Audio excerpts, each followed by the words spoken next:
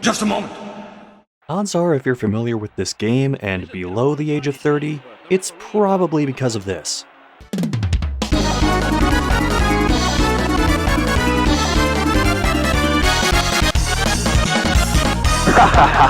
Ronaldinho success! Not to blow anyone's mind, but the guy in that picture, that's not Ronaldinho, that's Ronaldo. GKO J-League Perfect Striker, better known in the West as International Superstar Soccer 64, is the third game in the ISS series, a series which ended with International Superstar Soccer 3. Huh. It's alright guys, Konami would develop another series of soccer games, which they would eventually ruin.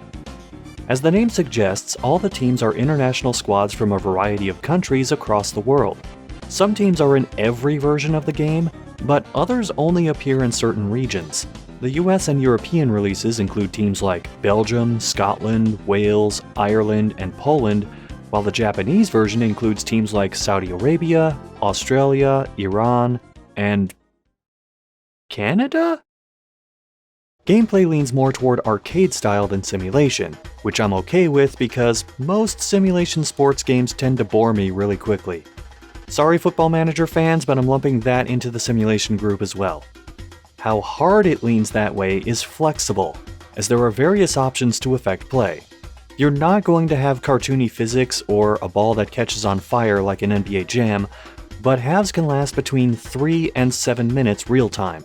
Ties can be handled with golden goal or straight up extra time. Fouls, yellow cards, and offsides can be switched on and off, and you can even pick which referee to be angry at when they miss a blatant foul. And these matches can go by really quickly. Even when I ran up the score to double digits, a single match rarely lasted longer than 20 minutes real time. In said matches, the ball can get pushed from the goalie through the midfield and to the opponent's penalty area in a matter of seconds, thanks in part to the sprint button and the controls, which map particular passes such as lobs, through balls, and 1-2s to the C buttons, while the regular pass and shooting are on A and B. This leads to a pretty shallow learning curve, to the point that I could come back to this game after several years and only need a minute or two in training mode to get the hang of it again.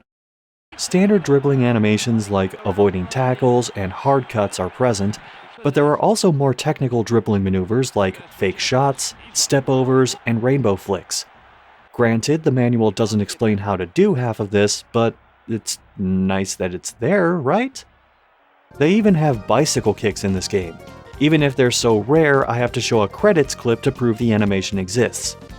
Overall, the game looks great, save for slowdown when too much is on screen, such as during corner kicks or certain celebrations, or how the flags in the stands don't display properly for certain countries.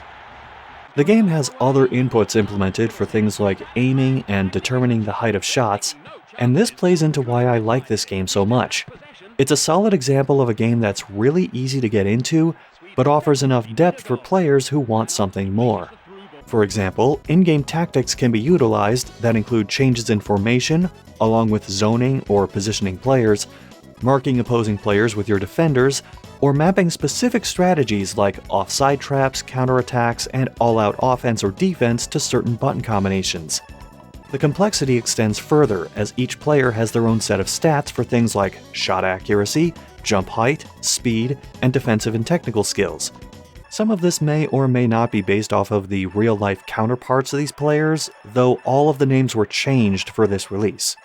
These stats can be played around with when making custom characters. You can make an entire roster of customized players and completely take over a country's team if you really want to. As for what that team can do, aside from free play, there's the International Cup, which is a legally distinct tournament involving teams from across the world playing for a cup-shaped prize. Totally original. And there's the World League, if you don't mind playing every team in the game twice for a grand total of 70 matches. There's also Scenario Mode, where you take the role of one of two teams in a specific in-game scenario and have to find a way to win before time expires. Some of these are relatively simple, and some of them are ridiculously hard, like coming back from a 3-goal deficit. Point being, you're not going to breeze through everything the game has to offer in short order.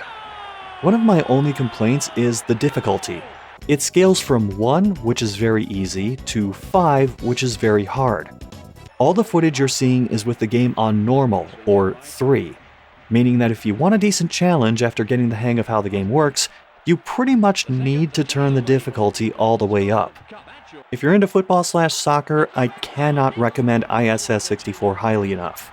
Even after completing most of what ISS 64 has to offer and subsequently losing my game data, which I'm not salty about at all, 3 things about this game keep me coming back. 1. The soundtrack. Music only plays during the menus, but it's so upbeat and energetic that I can't help but smile when I hear it. 2. Goal celebrations. A number of different celebrations incorporating 1 or more players will trigger for each goal, ranging from pretty tame, to a bit weird, to please don't age restrict this video. I like the celebrations here, but to me nothing tops the human toilet celebration. If that's not in a game yet, it should be. And 3. The commentator. I've heard this guy described as sounding bored before, and Is he going to switch it across? He's going all the way. A definite foul. The penalty is given. Will he take a shot? What a cracker! Goal! He's hit it with his right foot. He finished that beautifully. Wales takes the lead. No, I can't say I agree with that. He follows the old Mad Lib style of cut and paste commentary, and there clearly weren't enough different takes recorded for the country names, so he tends to go through some wild mood swings in the middle of matches. Bulgaria, a cracking shot. A fine effort by Bulgaria. He's hit it well. It looks like they're changing players. It sounds so awkward, but oddly endearing at the same time, to the point that I sometimes imagined what this guy would sound like commentating any of my real-life matches. This is glorious football weather. Scott got control of the ball. He's hit it with his left foot. It's hit the bar. A vital goal for Scott. Incredible skill. A fine header. Consummate skill from Scott. He could cause trouble from here. Scott really showing what they can do today. Oh! No foul, the referee says. This kind of play is giving football a bad name.